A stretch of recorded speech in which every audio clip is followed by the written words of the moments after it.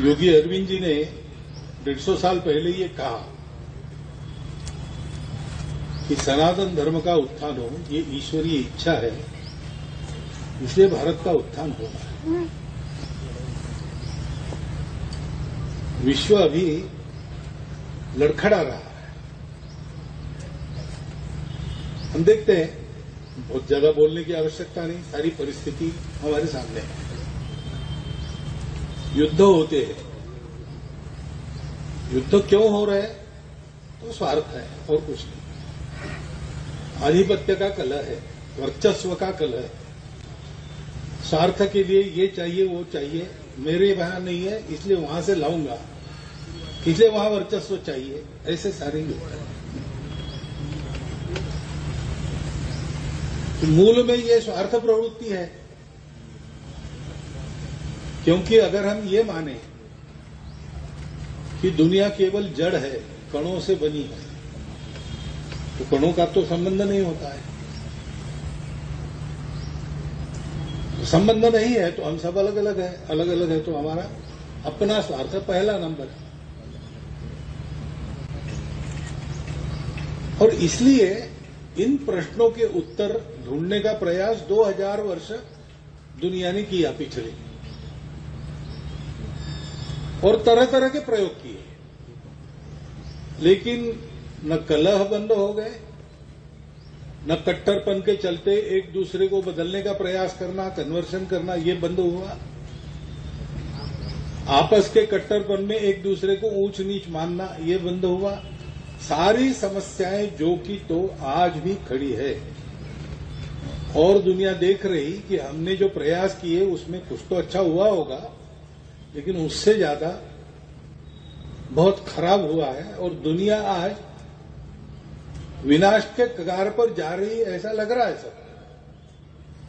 और इसका उपाय दूसरा कुछ नहीं है, क्योंकि मूल में धारणा ही गलत है कि सारा विश्व जड़ है। इसलिए सबको जोड़ने वाला कोई तत्व किसी के पास नहीं है, वो केवल हम लोगों के पास है, हमारी पूर्वजों की, ऋषि मुनियों की कृपा से, जो बताता है कि सब एक है, इसलिए सब जुड़े हैं, इसलिए कला में कोई अर्थ नहीं, समन्वय में अर्थ है। अब विज्ञान भी इस तरफ आ रहा है, परंतु जो 2000 साल से चला है वही चला है। ये लोग, विचार करने वाले लोग इसको जानते नहीं, ऐसा नहीं है। जानते हैं, तर्क से मानते भी है, परंतु करने की आदत नहीं है।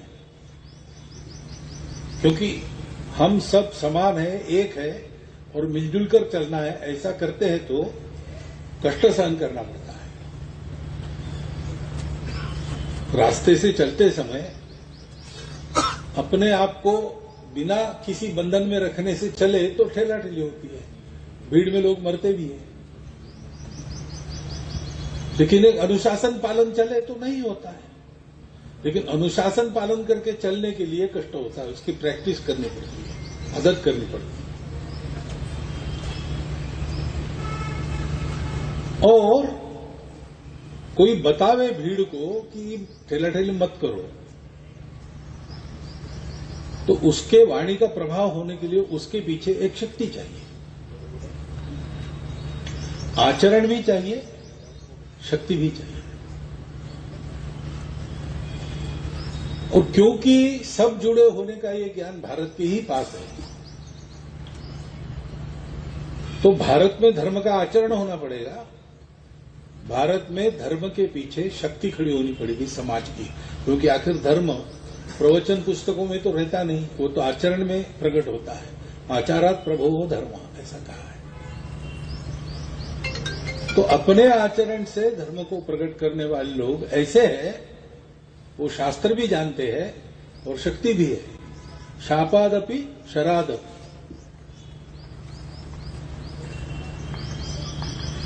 ऐसा अपना भारत का समाज खड़ा होना चाहिए, क्योंकि इस समाज के पास सनातन काल से ये ज्ञान है कि सब लोग जुड़े हैं, अलग थलग कोई है नहीं। जो होगा वो सबका होगा। दुनिया में कुछ लोग सुखी होंगे, कुछ लोग नहीं होंगे, ऐसे नहीं चलेगा। जब तक सब सुखी नहीं होते, कोई सुखी नहीं होगा। ये प्रत्यक्ष प्रतीति जिनके पास है, जिन्होंने देखा है और ऐसे चले हैं हजारों वर्ष, ऐसे लोग भारत के लोग हैं। तो इस सनातन धर्म को, इस विश्व धर्म को, मानवता को, बंधुभाव को, जिसको हिंदू धर्म भी कहते हैं, हमारे देश के सब पंथ संप्रदायों ने यही बताया है। दर्शन अलग अलग है, परस्पर विरोधी भी है, परंतु सब जुड़े हैं। इस बात से सब शुरू करते हैं। फिर सारा विचार अलग अलग हो जाता है, परस्पर विरोधी भी हो जाता है, लेकिन सब विचार करके जो निर्णय देते हैं वो निर्णय एक ही है। कैसे आचरण करना, वो निर्णय एक ही है सबका। सत्य, अहिंसा, अस्तेय, परिग्रह, ब्रह्मचर्य, शौच, तपस, संतोष, स्वाध्याय, ईश्वर प्रणिधान, ऐसा सनातन परंपरा में है। तो सब पापस्याकरणम कुशलस्य उपसंपदा सच्चित्त परियोदपनम एते बुद्धानुशासन, बौद्ध मत में कहा जाता है। पंच नमोकार मंत्र के द्वारा जैन भी यही बताते हैं। और कीरत कर, नाम जप, कीरत कर, वंचक, नाम जपो, अच्छा सद्वर्थ सदाचार करो और बांट के खाओ। ये वही उपदेश, एक ही उपदेश है सबका करने के लिए। उस उपदेश पर चलना और उस उपदेश पर चलने वालों के पीछे एक ऐसी शक्ति खड़ी होना, क्योंकि बिना शक्ति कोई मानता नहीं। सत्य किसी के पास हो। एक भेड़िया शिकार के इरादे से गया, तो उसने देखा कि मेमना बकरी का बच्चा वो पानी पी रहा था।